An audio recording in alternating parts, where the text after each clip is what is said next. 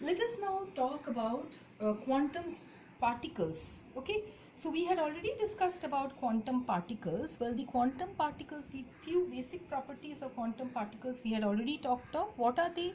There are two kinds of quantum particles. Let's first talk about one kind of quantum particles. They are indistinguishable. Any number of particles can occupy a cell, and the size of the cell is limited to h cube, isn't it, where h is Planck's constant, which is given by 6.63 into 10 to the power minus 34 joules second. Okay, now the point is that suppose now, say I have a total number of particles n.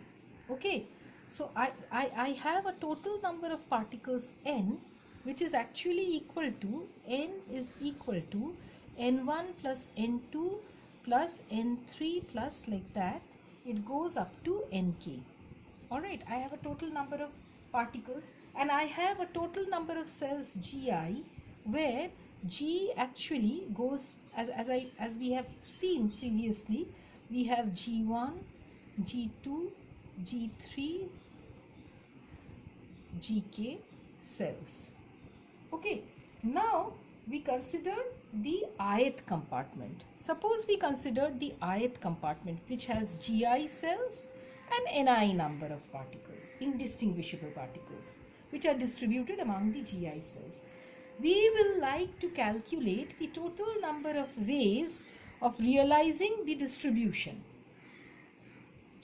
Okay, so in how many ways Ni identical particles can be distributed in GI cells? That is exactly what we would like to find out. Okay, so you see now the number of, if we first choose this, suppose we first choose the cell with which we begin the sequence. Okay, well, in how many ways can this choice be done? Okay, say we take one particle, we can distribute the particle in GI ways in all the GI cells. Now once this is done, you see the cells and the particles are indistinguishable, isn't it? So we can club them together to calculate the number of ways. That means we now consider Ni particles and GI minus 1 cells, okay, and distribute and find the total number of distributions, the total number of ways in which they can be actually arranged. So that can be done in factorial Ni plus Gi minus 1 ways. So the total number of ways for realizing the distribution would be this. Once the first particle can be distributed in GI ways and the remaining Ni plus Gi minus 1 elements can be distributed in factorial Ni plus Gi minus 1 ways, the total number of ways is this. Now as the particles are indistinguishable, the rearrangement of particles among themselves will not give rise to any distribution. So if we rearrange Ni among themselves, it will not give rise to any distribution. So how many number of meaningless permutations are we getting? The number of meaningless permutation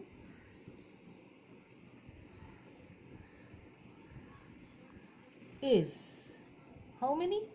It is factorial Ni, isn't it? Which you have to divide out.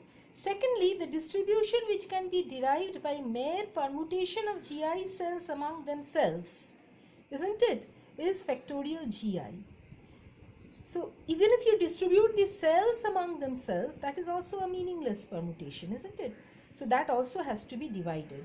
So the thermodynamic probability emerges in the following manner. You see, Wi is equal to Gi into Ni plus Gi minus 1 factorial divided by factorial Ni factorial Gi. Okay, all right. So if you write the total W for a macro state, if you define the total W for a macro state, so W, N1, N2, n3 dot dot dot. This is your macro state, the nomenclature for your macro state. How would you write it? This is equal to the product of I equal to 1 to k, isn't it? So what do you have? You see over here, well, gi will cancel with gi over here, and what you will have over here is something like this. See, so you this, okay, let me write this first. This will be equal to how much? This will be equal to factorial ni plus gi divided by factorial ni factorial gi. This is your w. How did you get this from here? See, if you just do this, you see w is equal to gi into ni plus gi minus 1 factorial gi. Okay, and this is factorial ni, and this is gi into gi minus 1 factorial. So these two gi's, they cancel. Now 1 being a very small number compared to the large number of particles and cells, you can just omit 1, and then you ultimately get this as your expression for the thermodynamic probability. Okay, now the point is,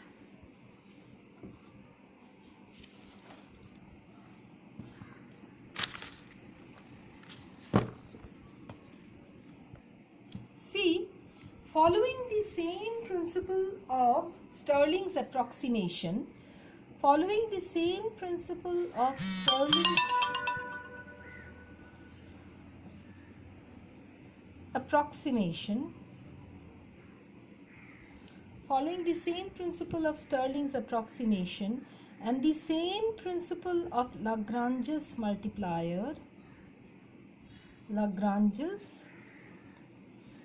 multiplier, okay, we get,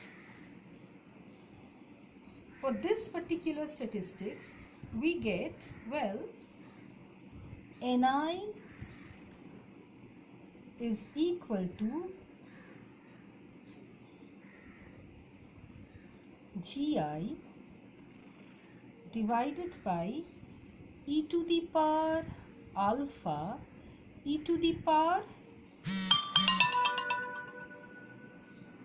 beta ui minus 1. Okay, now what is beta? Ultimately one can solve for beta. It was already solved for Maxwell-Boltzmann distribution, and one can show that beta is equal to 1 by kt. So you get ni as gi e to the power alpha e to the power ui by kt minus 1. So this is the distribution function that you get for the most probable state after obtaining the thermodynamic probability for particles which obey quantum principles of quantum mechanics. You call them quantum particles. Now, apart from the properties that I said, well, you can say that, well, this ni by gi, which is called the occupation index, well, it goes as, well, it is not exactly equal to 1, but it is close. It will not be like much less than 1 as for your classical particles. Okay, so this value is nearly equal to 1. Okay, you can say nearly equal to, but not exactly equal to. Okay, and here the particles have spin. The particles have integral spin.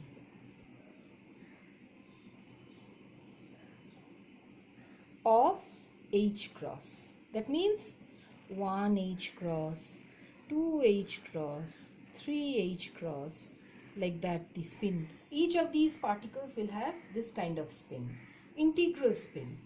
Okay, What are the typical examples of these particles have been discovered by